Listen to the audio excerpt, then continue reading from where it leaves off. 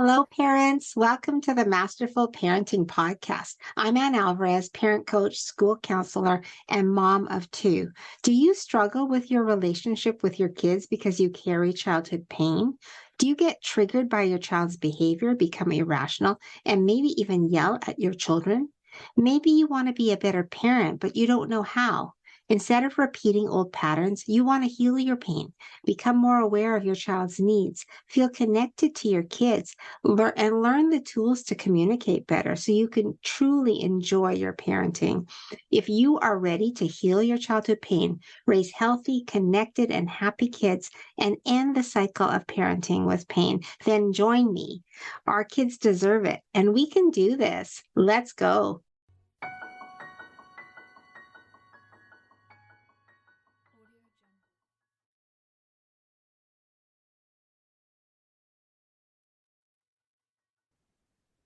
Hello, parents. Welcome to the Masterful Parenting Podcast.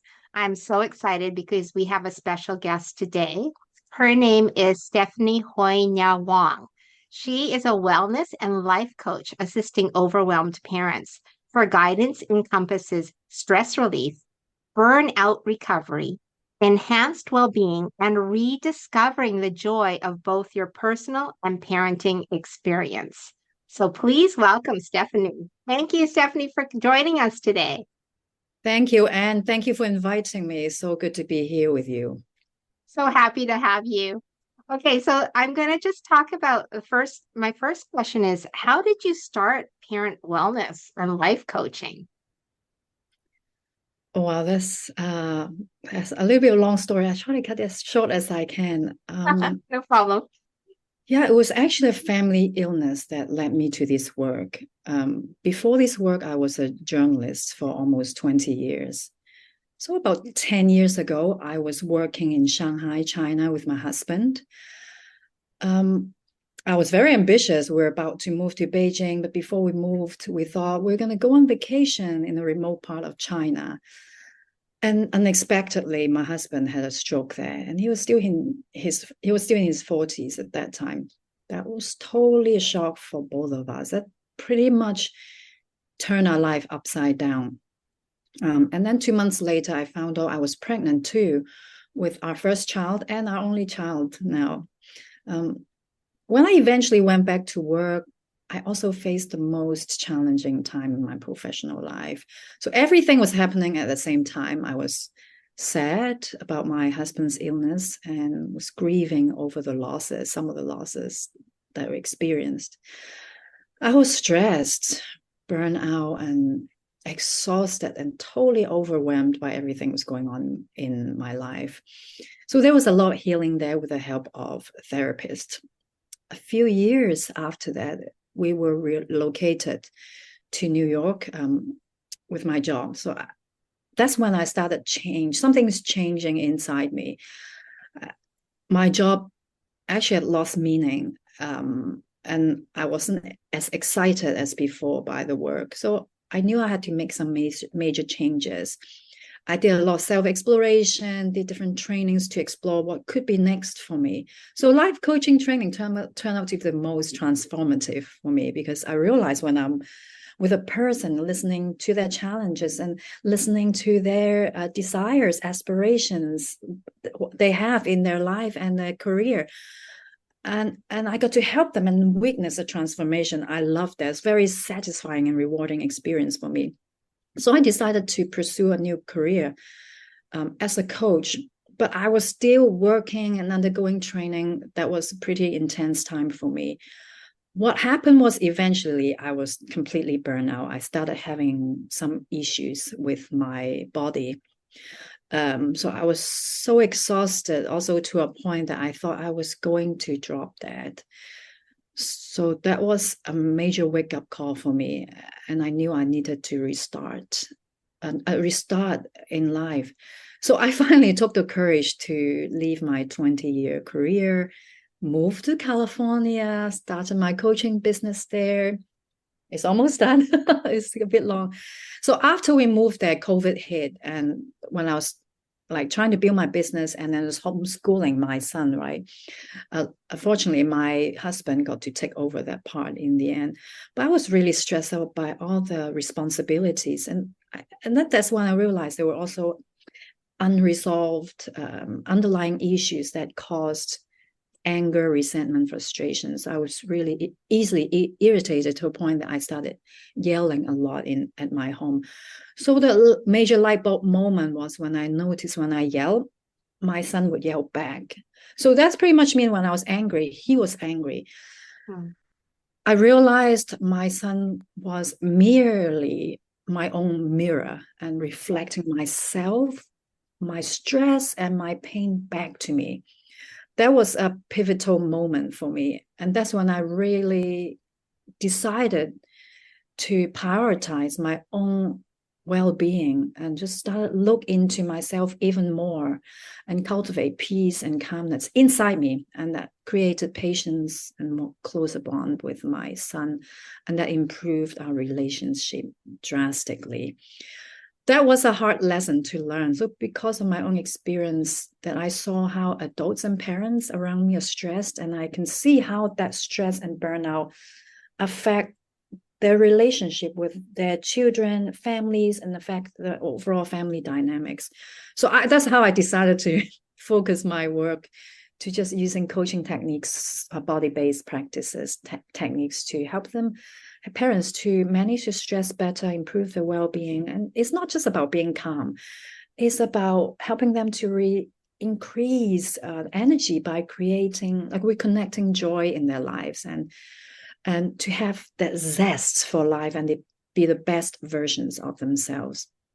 That's an incredible story. Wow. Like, thank you for sharing it. I'm so Thank you for impressed. giving me the space.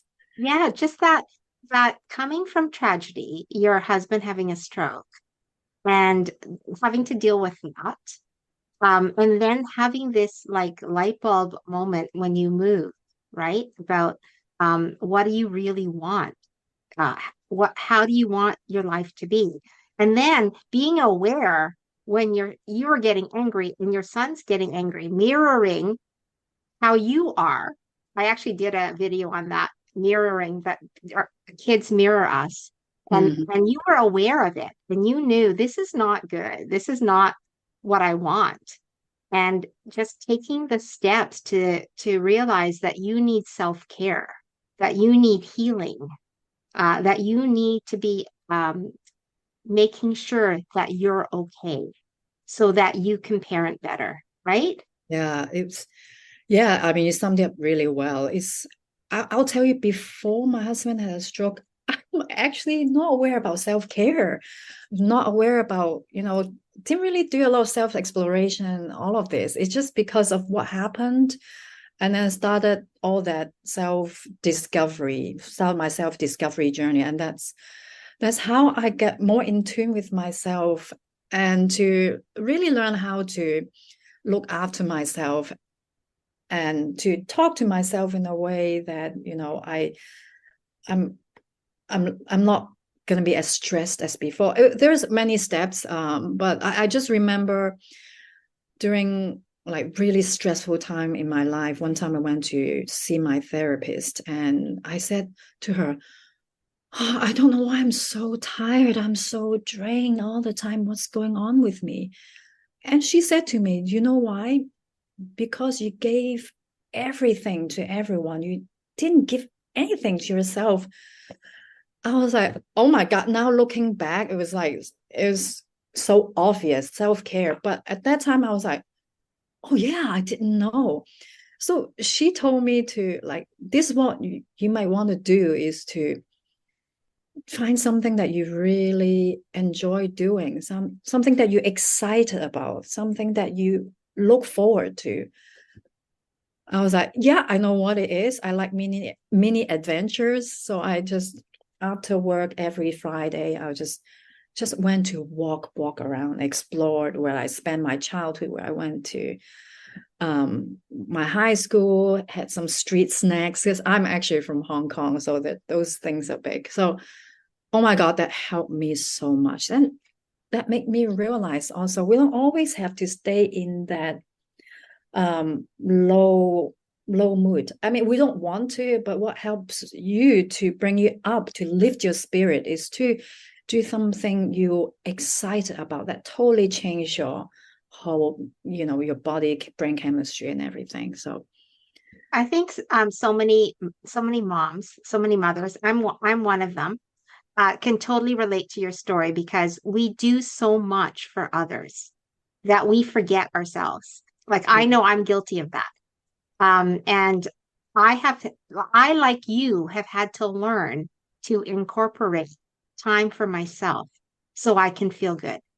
But it wasn't in the beginning. In the beginning, I did everything. mm, But now I'm like, I need time for me. I need time to feel good and feel happy and connected again to myself, to my soul, to my spirit, you know? So I think what your story, my story, I think that's so many women's story. And the takeaway for women is you have to prioritize yourself. You need to have time for you, right? absolutely. Yeah. Yeah, absolutely. This is what I say to people. Find time for yourself, like your life depends on it. I know we always use the analogy of filling your cup, putting your oxygen mask on. And to me, I'm a well. Like I have water. I'm filled with living water. And that's my energy. That's my zest for life. That's my joy for life. And I need to fill that up. But a lot of the time we don't really think about that. We give so much to other people. And I did a mini survey of parents a few years ago, and just to understand how much time, money, and how much energy they spend on themselves. And actually almost all of them just spend all the money, all the resources, all the energy and the time to our child, to our kids, to our family. Yes, I think we all, like, also as women, I think we want to be careful, our naturally loving or caretaking nature. I mean, we We're want to take we're care. we're natural caregivers. Yeah, we're natural, and It's in that's our a great thing. biology. It's in our biology. It's Yeah, really hard to fight it, right? yeah. Um, It's I know, even if you talking about the word fight, and I think it's the fight is within ourselves, believing we need to do it all. We need to give everything. Sometimes we just get into the thing is we get into a routine that we don't even know that we're doing that. Even when we're tired, you remember what I said earlier. Even when I was tired, I was like, "Why? What's going on?" yeah, Because you give everything to everyone. So I know. number one, I used to be a mother doing instead of a mother being. oh So always doing.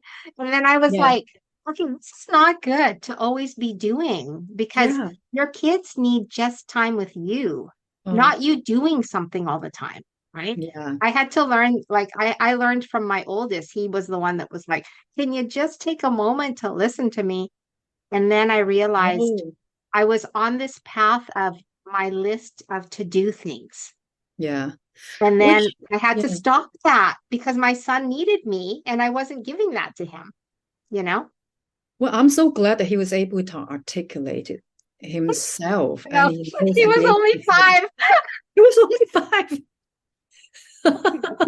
He's It was super smart. yeah, it was smart. He was able to know it, understand it, and articulate it He with your. understood. He But understood that he most needed mommy don't. time, and Yeah, mommy was not giving him the time because she was yeah, on her to-do list. yeah. Yeah, But yeah, which is really common, right? And yes, as parents, we juggle with so many things. I'm not saying non-parents don't juggle, but we have so much, and that we always think we need to do it all. And then sometimes the to-do list become a priority of our yes, child. So I really, when I tell people, like, it's not, sometimes we tend to seek help when we see, say, an issues with our child, yes. and we seek out ways to help them to do something to help them. And you raise a good point, and we want to do something, but really, if you take a you slow down and quiet down and take a step back, it's not necessarily about doing. Yes, some of it, but it's about the being. That's the point you raised. That's Yes. being there for them. How do you be in a way that's actually needs to be calm and peaceful and be present, and Yes. that you form connections. And when you have that connection, everything changes. It Yes. is so powerful. That's why, It's so powerful. yeah, my work is about the being. I love it. I absolutely love it. Okay, so maybe you can give us some tips on how can parents prioritize their own well-being? Like you shared that you take Fridays. Friday was your day to do adventuring, right? Because that made you feel good. That made you feel happy. But what are some other ways, like what are some other ways if parents can't take like a Friday, what other things can they do to help prioritize their well-being and Yeah, to cope with the stress? yeah. Well, I'll say I don't do that kind of Friday thing anymore. That was that time. Too But bad. you know what? It really becomes a lifestyle for me. It becomes part of me. So it's not just about Friday. I've carved out time. And it's very important that that's initially it bring me back up. And then the Yes. recovery is more gradual. Is you have to build into your life. So you probably hear that all the time. But it's so important to find time to just sit still and do nothing and have the quiet time. Slow down is a very first step. But even hearing slowing down, I'm already hearing myself thinking, people is going to say, I can't slow down. I don't have time. It always that mindset, right? But really, we're not talking about like a couple of hours. It's only, say, 1 minute, 2 minutes, 5 minutes. Yes. Before we started this call, not everyone knew Had a that we moment. had time. We had a quiet Just, moment before we started. Hmm. just a quiet moment, 30 seconds, 1 minute, Yes. just that. And you will be surprised how much that can help you to calm your being. Yes. Even when you get yourself to move slower, speak slower, and then take that moment to stop. Like right now, that can help you calm your mind and your body. Take pauses frequently. That is the first step. And then you want to really get to know sometimes about what is causing you all these. Pretty sure everyone experiences frantic moments as parents.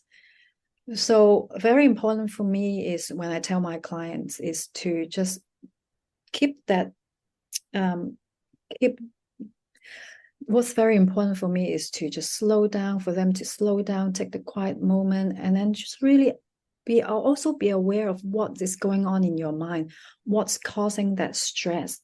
When we're stressed out, when we're burned out, there's a lot of confusing thoughts because there's so much in our mind.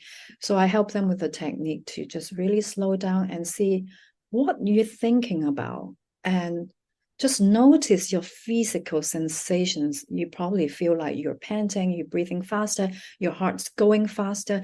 When we're stressed out, our shoulders come up like that too. You want to be aware of that.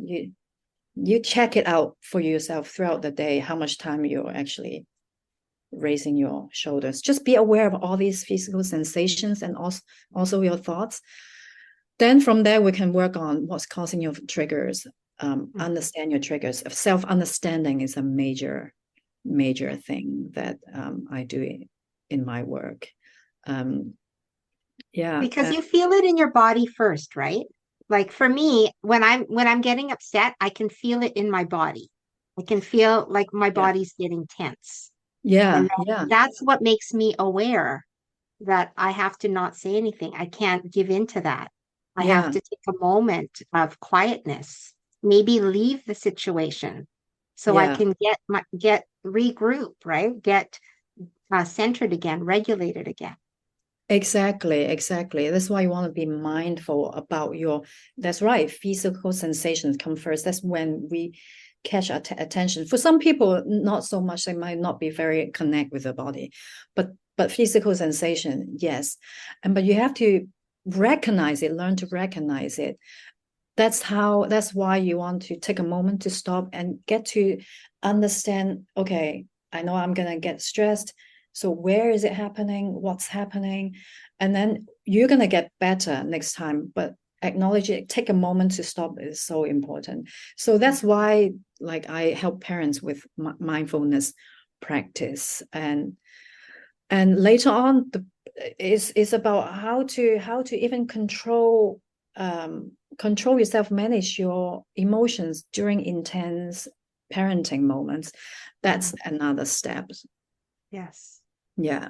So then what should parents understand about their own and their children's nervous system? Because we touched on that a little bit, how you need to be in touch with what's happening in your body, Yeah. right? Yeah. So everything happens, the stress all happens coming from the nervous system. Like, the nervous system is all about helping you to feel safe, and understanding that can allow you to know when you're stressed, right? Your nervous system automatically kicked in when it feels like you're not safe, when it feels like you're under threat. And that's why sometimes when you're stressed out and you yell, and you don't want to, but it has the ability to hijack your mind and get you to react in such a way to help yourself. That's very important for parents to understand that your nervous system, the stress, and get the nervous system to react in such a way that is immediate and is hard to control. So with that understanding, it can help. Then you realize, I need to take a step back. And in many parenting cases, you are in the power struggles and you want to win.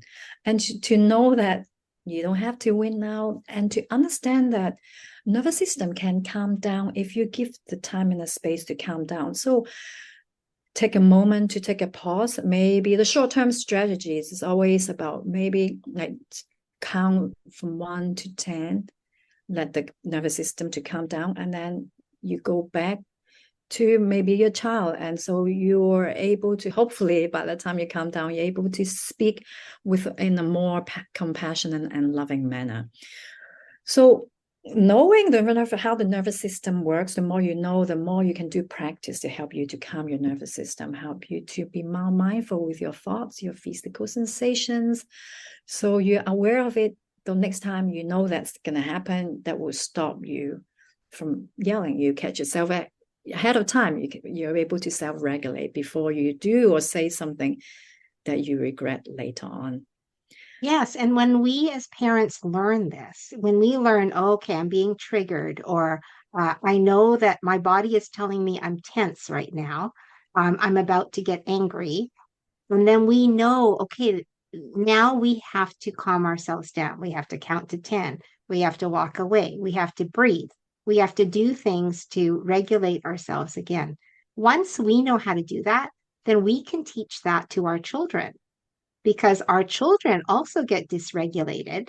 And then we'll know, okay, this is not the time to problem solve with them. This is not the time to try to make them do things.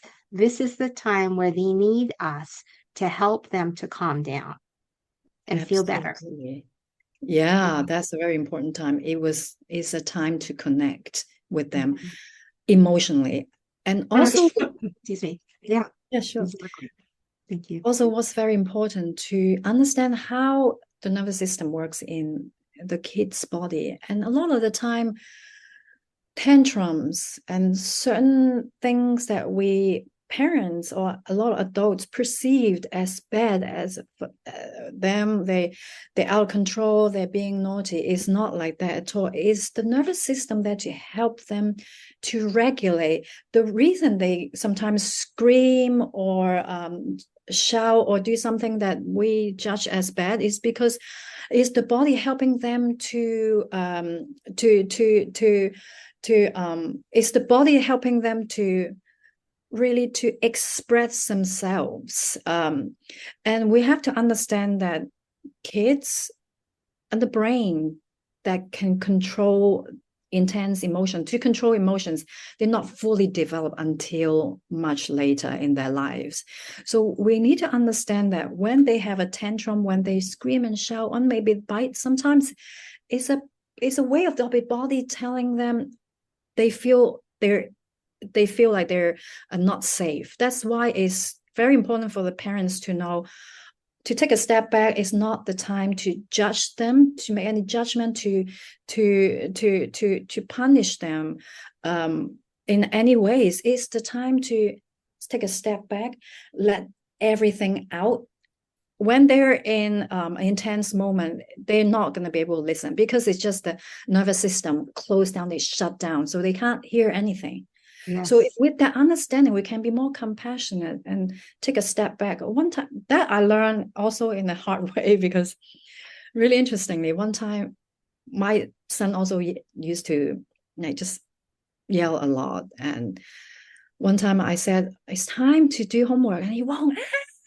And before I would have say, no, you gotta do it now, come in now. But that time I just decided I'm not going to say anything at all. So I just let him quiet down. When I stopped my mouth, he stopped. And I would say 2 minutes later. And he said, Mommy, in such a way, such a calm, gentle way. It was his way of telling me, I am ready to talk, and I need your love, and I need your care. And from his voice, and I realized, oh, I don't need to fight. Yes. It's not easy to do. It's very difficult to do. It was just in the moment I realized, okay, I gotta stop. And then he asked, that's when he invited me back to his world. Yes. It's amazing, right? Like, that is such a moment. First of all, like, it takes practice to not say anything. It takes practice. You're like, okay, hold on. My child is dysregulated, upset. Don't say anything. Don't make it worse, right? And then when you do that, when you stop yourself from reacting, then when your child is ready, your child will come back to you. It's so powerful. It's so amazing. Like, that story is so amazing. But it's very easy to fight back. I think we're talking about kids having tantrums. Adults have tantrums too. Yes. And yes, we have too many of us have tantrums. What we have to realize is we have unrealistic expectations for a child. The brain is still not fully developed to be calm and to listen to you when they biologically not have the ability to. So by knowing the nervous system, we really want to take a step back. And also, like, there's no power struggle here. As parents, we want to be the bigger person. Yes. This child is still learning. We're all learning all throughout our lives ourselves. Yes. Just give them space to regroup too, because we need to regroup ourselves too. So we don't want to have expectations of, oh, they should be calmed down. They can't. Yeah. Not even we can, Yes. And it's okay for them to express emotions, because that is part of our being human. Our humanness is expressing emotions, and we all get angry sometimes, and we all behave in ways that we don't want to. Right. But you know what? It's okay, because it's emotions, right? Yeah. So all emotions are good. Yeah. Yeah. By giving them space and be okay with their emotions, they know that's okay for them. That creates safety. Exactly. And that's really powerful for them. And then that's when they can really feel, oh, I am respected and I am loved. It's so good. Thank you, Stephanie, so much. Like, wow, it's just amazing. Like, actually talking to you calms me down because you're so calm.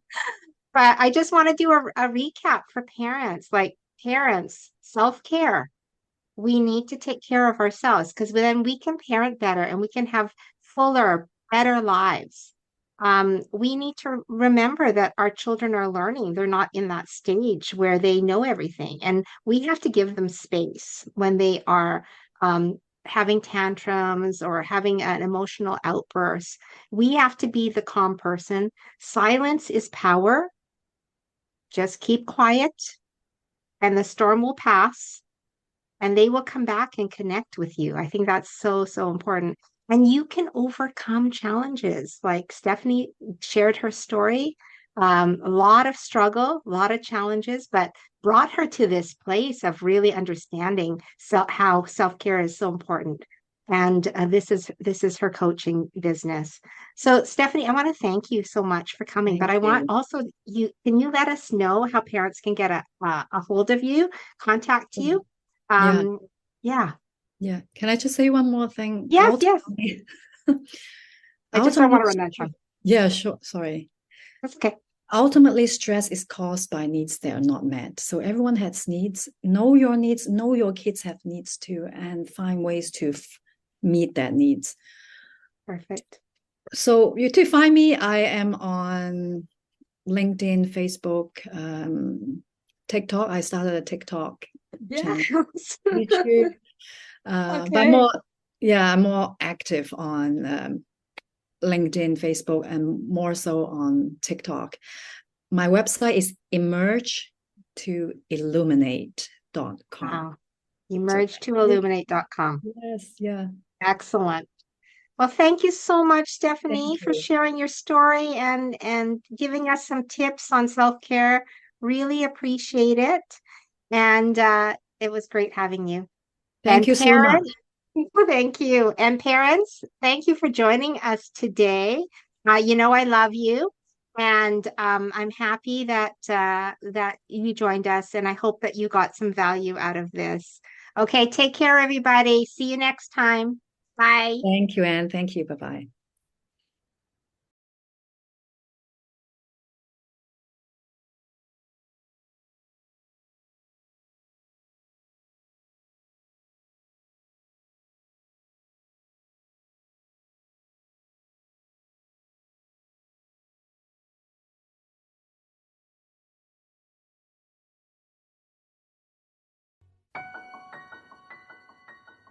If this podcast inspired, blessed, or changed you in any way, I would love for you to share this with your family and friends on your Instagram page and tag me at Masterful Parenting. And join my Masterful Parenting Facebook page or DM me for more parenting support. And I will meet you here real soon. Remember, be relational with your kids and you will see a change. Love to all you parents out there. Let's change the world one parent at a time.